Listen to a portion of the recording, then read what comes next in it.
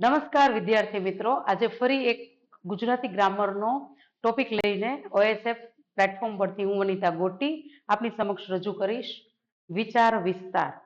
હવે અંગ્રેજી માધ્યમના વિદ્યાર્થીઓ જે છે એ ખાસ કરીને આવો સરળ ટોપિક પણ જે છે એ સરળતાથી નથી લખી શકતા, તો એના માટે હું થોડું આપને ડિટેલ્સમાં સમજાવીશ કે લગભગ એ 3 થી 4 માર્ક્સનો 9 થી 12 સુધીના સ્ટાન્ડર્ડમાં આવે છે. તો એના બધા જ માર્ક્સ આપણે કવર કરવા માટે કઈ કઈ બાબતોની કાળજી લેવી જોઈએ, વિચાર વિસ્તારને વધારે સરસ રીતે કઈ રીતે લખી શકાય, એના કેટલા મુદ્દા પાડી શકાય, એનો અર્થ પહેલા તો આપણે અર્થ કેવી રીતે એનો સમજવો, એની પ્રેક્ટિસ કેવી રીતે કરવી, આ વિગતો હું થોડીક જણાવીશ તો સમજશો. વિચાર વિસ્તાર. લેખકો અને વિચારકો પોતાનું કથન ક્યારેક સૂત્ર સ્વરૂપે રજૂ કરે છે. આવા કથન કે સૂત્રમાં સમાવિષ્ટ વિચાર કે સિદ્ધાંતને સમજાવવા સૂત્રના અર્થને સવિસ્તર સમજાવવો પડે. આ ઉક્તિના મહત્વના મુદ્દાને સવિસ્તર સમજાવવા, વિગતો દાખલ કરવા, દલીલો પુષ્ટિ માટે રજૂ કરવા અનિવાર્ય છે. વિચાર વિસ્તાર માટે નીચેની કેટલીક બાબતો ધ્યાનમાં લેવા જેવી છે. હવે વિચાર વિસ્તાર એટલે આપણને એમ થાય એક અર્થ આપ્યો, લખી નાખ્યું, પતી ગયું, એવું નથી. પણ તમે જો કમ્પલસરી ટોપિક વાઇઝ, અને આ ટોપિક એવો છે જે ખાલી 10 અને 12 ના વિદ્યાર્થીઓને નહીં, 8 થી લઈને 12 ના વિદ્યાર્થીઓ માટે અને આગળની કોઈ તમે ક્લાસ 1 2 ની એક્ઝામ પણ આપવાના છો તો પણ મેન્સની અંદર વિચાર વિસ્તાર આવે છે.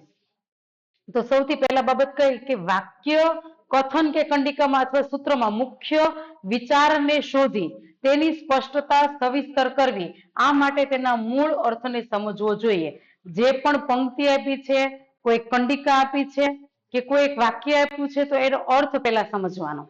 પહેલા તો તમે અર્થ સમજો છો, સાચો અર્થ છે તો જ તેનું આગળનું ચેકિંગ થશે. એને સૌથી પહેલા તો 3 ટોપિકની અંદર આપણે ડિવાઈડ કરતા હોઈએ છીએ વિચાર વિસ્તારને. પહેલા તો એનો અર્થ લખતા હોઈએ છીએ, જે પણ સુભાષિત છે, કાવ્ય પંક્તિઓ છે, એનો અર્થ. ત્યાર પછી એ અર્થની આપણે સમજૂતી ઉદાહરણ સાથે લખતા હોઈએ છીએ. ત્યાર પછી આપણે એનો બોધપાઠ, સરળ રીતે આપણને એમાંથી શું બોધ મળે છે. તો અહીંયા આગળ તો સૌથી પહેલા તો એનો અર્થ સમજવાનો કે આ કટાક્ષમાં છે, સરળ રીતે કોઈ મોરલ મેસેજ આપે છે, કોઈ બોધપાઠ આપે છે, એ અર્થમાં એની કંડિકા સમજવાની. ત્યાર પછી વાક્ય કે સૂત્રના વિચારનો વિસ્તાર કરવો, તે માટે જરૂરી દાખલા, દલીલ, સરખામણી, દ્રષ્ટાંત કે ટૂચકા ઉમેરવા અને એની છણાવટ કરવી.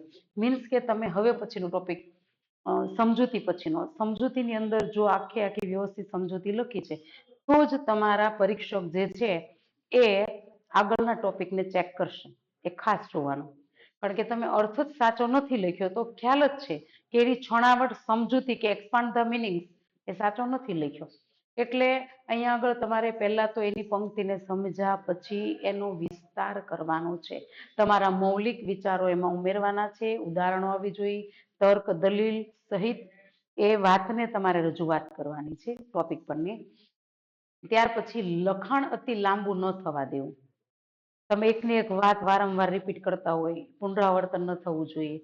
વાતનું સ્પષ્ટીકરણ અને ટોપિક પ્રમાણે જે પણ પંક્તિનો ભાવાર્થ છે, અર્થસભરતા છે, એ જળવાવી જોઈએ, તો જ એનો અર્થ ગૌરવ વધશે. ત્યાર પછી આપણે આગળનો મુદ્દો જોઈએ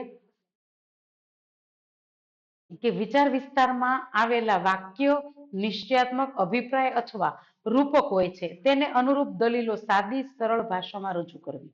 તમારા શબ્દો ક્લિષ્ટ ન હોવા જોઈએ.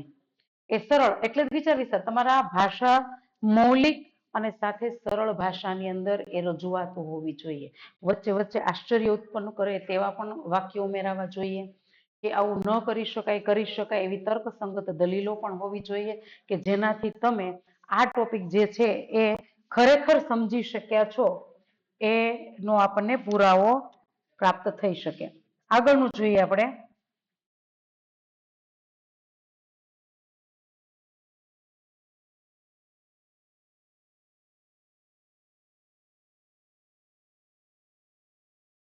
વિચાર વિસ્તારમાં આવેલ વાક્ય નિશ્ચયાત્મક, અભિપ્રાય અથવા રૂપક હોય છે.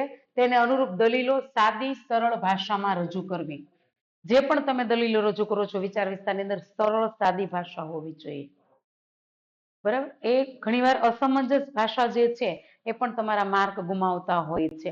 ત્યારબાદ વિચારની અભિવ્યક્તિમાં કશી અસ્પષ્ટતા કે સંદિગ્ધતા રહી ન જાય તેનો ખ્યાલ રાખવો જોઈએ. તમે પહેલા તો સ્પષ્ટ થઈ ગયા છો સુભાષિત પંક્તિ કે કંડિકાથી, તો તમે એનો ભાવાર્થ જ્યારે રજૂ કરો છો ત્યારે તમે એ સ્પષ્ટ નથી એ બાબત રજૂ થવી જોઈએ નહીં. તમે આ વાસ્તુને સમજી શક્યા છો. દાખલા તરીકે અહીંયા ઉદાહરણ આપણે લઈએ કે ઉત્તમ વસ્તુ અધિકાર વિના મળે તદપી અર્થ ન સરે. આપણને કોઈ પણ પાત્રતા વગર વસ્તુ મળે ને તો એનો અર્થ સરતો નથી. આપણે એક પંક્તિ પણ છે ને નરસિંહ મહેતાની, ઉત્તમ વસ્તુ અધિકાર વિના મળે તદપી અર્થ ન સરે, મુક્તા ફળ દેખી બગલો ચંચુ ના ભરે.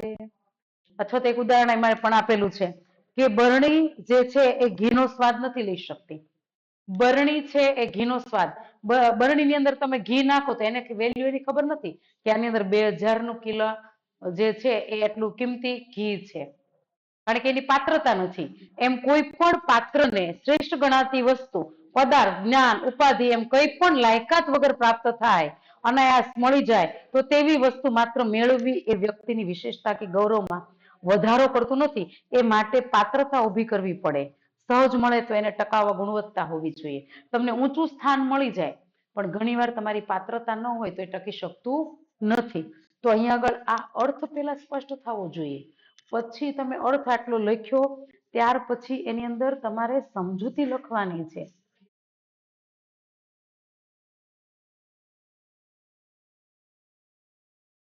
સૌથી પહેલા પંક્તિનો અર્થ,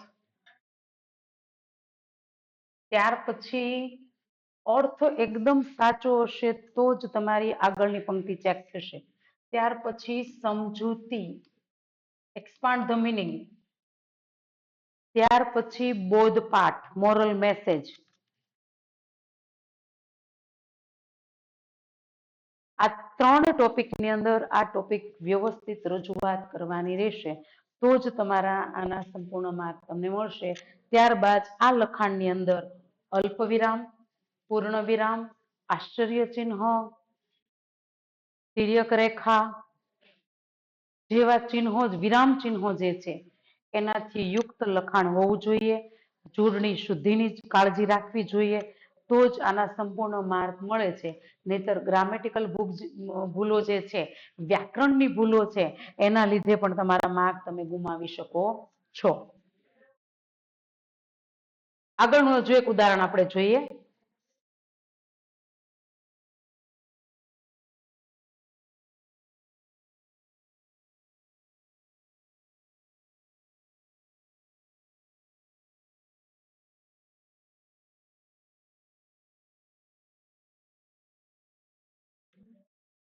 હણોના પાપીને દ્વિગુણ બનશે પાપ, હણોના પાપીને દ્વિગુણ બનશે પાપ જગના, લડો પાપો સામે અડગ દિલના ગુપ્ત બળથી.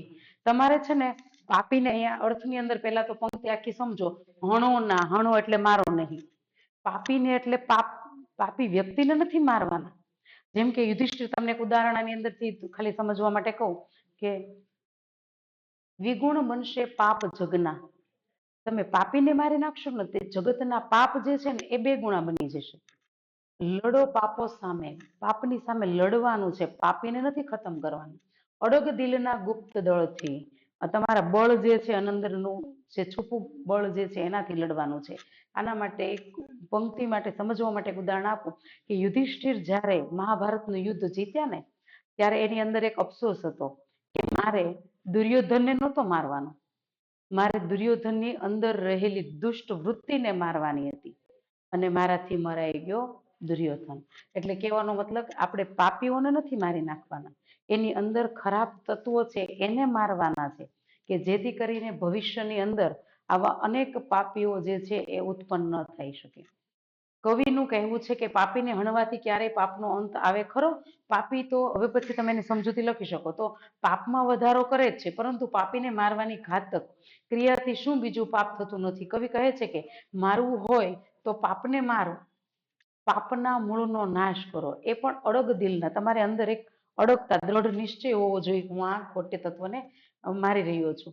આંતરિક શક્તિથી, સદગુણથી, ઉપકારથી પાપ પર જીત મેળવી.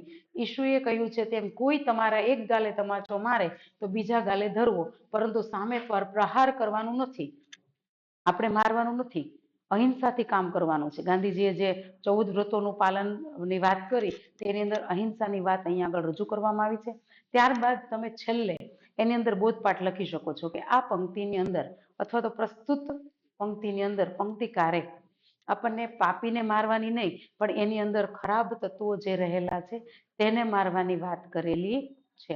તો આવી રીતે અલગ અલગ પંક્તિઓ જે છે એને તમે માત્ર અર્થ એના વાંચો અને તમારા શબ્દો એમાં રજૂ કરો. આગળનું જે છે પંક્તિઓ આપણે એમ જ જોઈએ કે તાળી મિત્રો 100 મળે, શેરી મિત્રો અનેક, મિત્ર એવો શોધવો જે ઢાલ સરીખો હોય, સુખમાં પાછળ પડી રહે, દુઃખમાં આગળ હોય. તો કે પ્રસ્તુત પંક્તિ અંદર સાચા અને સારા મિત્રની શોધવાની વાત કરેલી છે. તો મિત્રની સંપૂર્ણ વાત તમારે અહીંયા રજૂ કરવાની છે. ત્યાર પછી સમજૂતીની અંદર કે આપણને અનેક મિત્રો શેરીની અંદર મળે કે જ્યાં પણ વ્યવસાય કરતા હોય, સ્ટડી કરતા હોય ત્યાં પણ મળે, પણ અહીંયા આગળ જે છે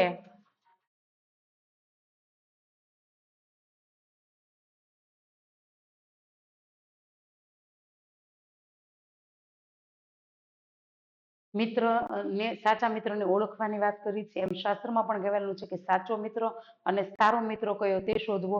અને છેલ્લે તમે બોધપાઠની અંદર લખી શકો કે મિત્ર જે છે એ હંમેશા આપણને દુઃખની અંદર આગળ હોય અને સુખમાં એ પાછળ રહેતું હોય, એ આપણો સાચો મિત્ર.